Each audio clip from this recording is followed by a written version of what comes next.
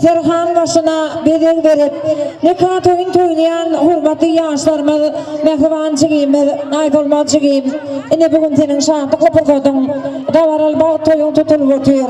Men pırtadın peydalanıp hurmatlı cıgılarımız ilkövleyin öz adımdan senin atı halal bereketli olacağını da devletli kapıyını da yakinen taştan tilak gelin toymudun hurmatlı toy mereketinin adından mehriban oğudaşan adından şantan yan günümüzde baktı pırtadığımızda ödünün acayip aydın saatleri şirin mukamları bilen devlet olacağımızda hürmet ediyen mukam adı bilen giyinin tanılıp halkımıza hediye veriyen aydın saat toparmadan başta adamlar yiğitlerinin adından aydınmacı gibi dağıral bağ toyunu ocağımıza gelecekte yadap görür ödeyali yadigarlık yadga geçiren etrafımıza belli kameracı yiğitlerimiz cigillerimiz kurbanın adından terdarın adından Suratçı cigimiz Bay Muhammed'in adından hizmet ediyen bir neçe ağalarımızın mehriban gennecelerimizin adından yüreğinden kutlayan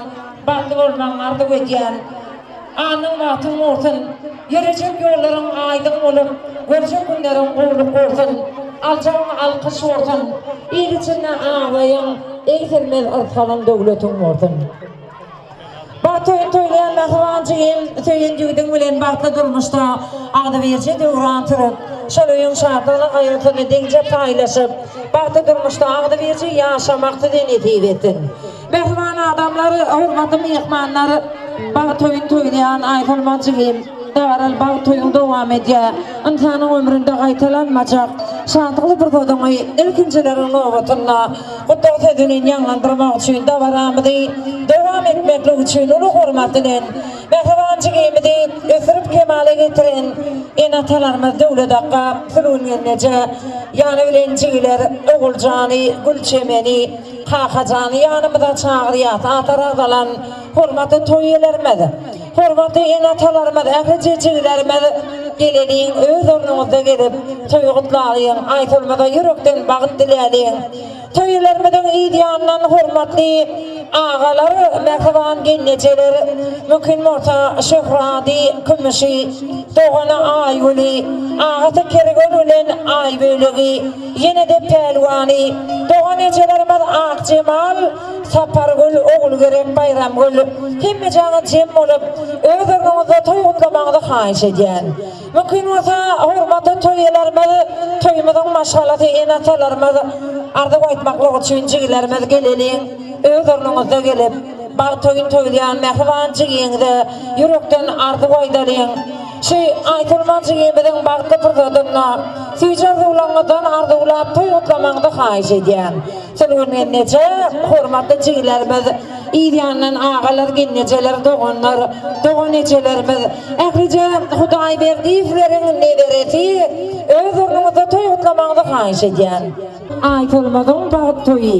Ojamada toýlayan toýlarymyzy ýüregimizden gutlayan, toparmadan adından aýtylmadan bagatly bolmanlardy edýän. Allahan ojamyza toýly günlerimiz kän bolsun. Ojamyza ýadalan taçaňyzy toýçyn ýadalyp, ýaklan odumy toýçyn ýakyrsyn. Arsal döwletimizi öňüňizde ýöretin. Men fırsatdan peýdalanyp aýtylmagy gymydy şadlyk fırsaty bilen gutlamak üçin ulu hormat bilen atalarymyzdan ogat geçirýär. Ýaşlarymyz ýany bilen enelerimiz bar. Ýaşly doganlarymyz, dogan ejelerimiz hemme jym bolup toý gutlamakdy haýyş edýär. Başysyna. Hawata önemli falan. Benim ödevimde ayrılmalıyım. Baktım. Mutlu olsun, göreceğim, mutlu olsun, ağırlık olsun, canım sağ olsun. Gülüp kalkayım. Hocamıza toylaşsın. Hemimiz hocamıza toy olsun. Bizlerin silaktırın yıkmaları da sağ olsun aytacağım. Başlarından hem bir kovuy. Huday verdi İslam maskası için bir kovaydım sağlık görmem haysette. Hava toylarını unutmayın. Benim özgürlüğümde uyamay sonmasam, bugün bak toylar ama o çağında toy olsun, toy tipleri. Hava doğanım devlet gelimiz ilgin o çağında aydılmaz canım bak toylan tur bak da açık olsun, görecekler kovuluk olsun, ilmi dama o çağında toy olsun. Devlet yan geldim senin ilkinci perverdim bahsa akşamı kutlu olsun bahtaşamı Allah can paranayına ayağa düştün Allah ağzıyla versin ırkalı devlet gelin olsun baktığım ilmi damas yağım o cana tüydük gelin doğallardan paramancı dolan geldik aklım ihmallara bittiler gelirler çünkü sağ olsun maccan ilmi dama tüydü atmasalı Ayşe medbağıtlı ol Aşağılık doğanlarımız arzularımız hasıl olsun. Ana devlet hakkı yar yerlerde işlep verin mehriban hakkın devlet hakkın adından aýtylmagy baktly bolmaň arzu edýän devlet hakkın halallyk bilen kazanýan kazancy tilgünençe saglyk bilen ojagyňa tiňsin saçaňa tiňsin çağajyklar rahatyny görmek taýly başyňa bilen tideneti etsin ömrüňiz uzak bolsun şana uly hormat bilen aýtylmagy baktly gutlamak üçin mehriban käbäňe nobat geçirýär gelneje başysyna Akhirnya cepat, tawar. Akang ngaten mana? Satu. Ay berbecek akmasın. Kutaya giyecek. Akbarak daya lagarak geldi baksız giyecek. Kucak açıp baktı. Ya sebal öylesin. Seyga atlı ovağın. Yer yüzüne yer. Atacağına kalkacağına başkala bak ağacağına. Kutaya soy ağzına kutlu olsun be. Bereketler. Bir de arzu edeni. Kutla bak ağzına. Taptı feler yarım ile ayfır fece bağısı de. Bereketler. Öğrenekler. Bence öyle olur. Hava toylarını yapmaları. Bizi sinak edenimize hep sağ olsun aytlan. Ay sonmalı edin baklılar. Mutamas o vatanın otursun yaldırmışsın o vatanın. Taşar yurtta zahmet çekip yürüyen akkanın ağalan adından kutlayan. Ay sanmayacak baklılar bak yaşa. Taşar yurtta işler ürün akkamcanın şohrat akkamın pervan akkamın adından hem kutlayan diplomun kutlu olsun. Ay sanmayacak baklılar bak yaşa.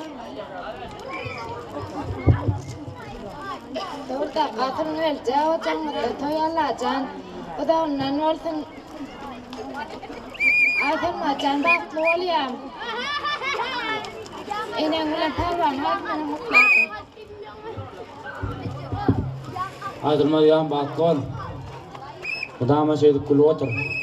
Allah çandan doğru dakika. Evime gelemedi dinle toydik geleli. Görülmedik toy doğru dakika. Mung sonra dakika. Mung paluan adından kutladı. Ay öyle ama oğlum gelmedi. Solağına mutladın. Batlı oluyor. Udam evime de gelmedi. Toyduk geleli. Enen adına mutladın. Batlı oluyor. Asana cepat don. Baldı maytolma can, baltaşam gıtlayan, elmi dağına ocağımı da gelen de gülü oynap gülüküt. Ene taң hizmet etsinali baran yerin gayna taң gaynanına da hizmetli gelen bir ol baklı ol. Don baklı yaşa. Baldı maytolma can diplom gamnalı diplom olsun.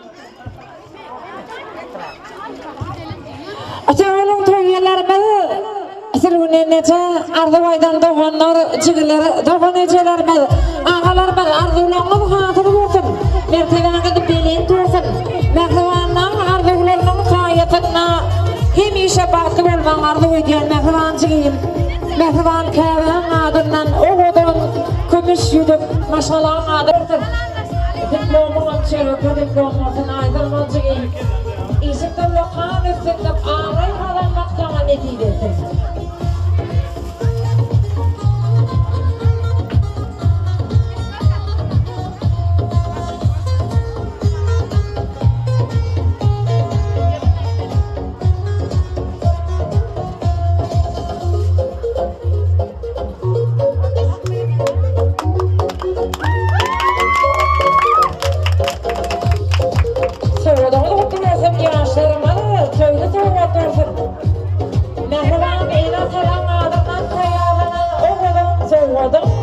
Ellerinde doğrudan kızım köylü giyeceğini yağda kalacak o kadar gümüş güdümün kemişe baktığının ben yadigar oldum Sırrın nece devlede kavuşağımızda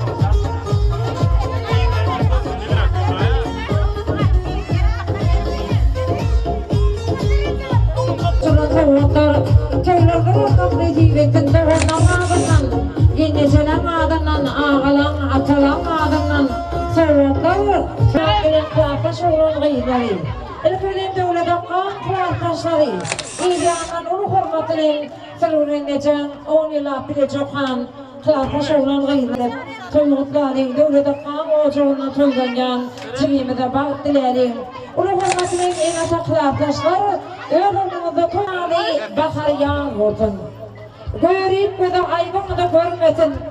Gözünüzden acı bir yaş dammasın. Akval sizi kirgiz ayratanmasın. Gözünüzü vermenizi haiş ediyen.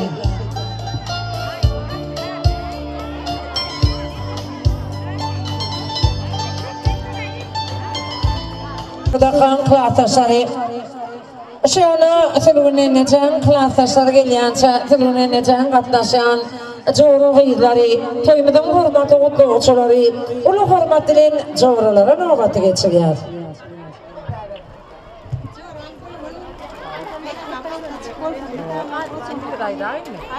Çoğram silun, dövlet, ayran, bağta çekin. Allah canı etmişin yan töyleri itiyorsun. Kulun eğitim adına bakta çıkılsın. Baranıyına yağdıştın. Dana toyuna geleli. Çoğramız eydan bak kaçıp olsun. Gelme dama koydu bakımını da çalın.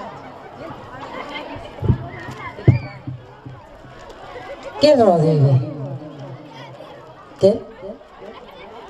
Ulu hurmatının roğduyla nöbeti geçiriyor. Koşasına. Hiç yaşarmadım etmeli. Edilirleşir, kaşın görüşünü deyala. Çoğramız silunun ocağında ulu da varalı akşam devam ediyor. Çekim aytılmazcan bugün bağda akşamın bir neçe uyutmalar devam ediyor. Can şayat böyle. Allah can batın bahar beyavları yala açık olsun. Göreceğin geleceğin doğruluk olsun. Şimdi yürekten aşık olan yiğidin bugün ömrünüzde para olsun. Enerin bir kese onu çıkpak yoluna gitmek devam eken. Çekim can batın bahar beyavları yala ovadan olsun. Baklı ol. Eşen çoğraların ardından Sayın Kutlayar, hoşçakalın, darısa dedim, sağ olun. Açağılın roğduyu çoğramı ardıgılar.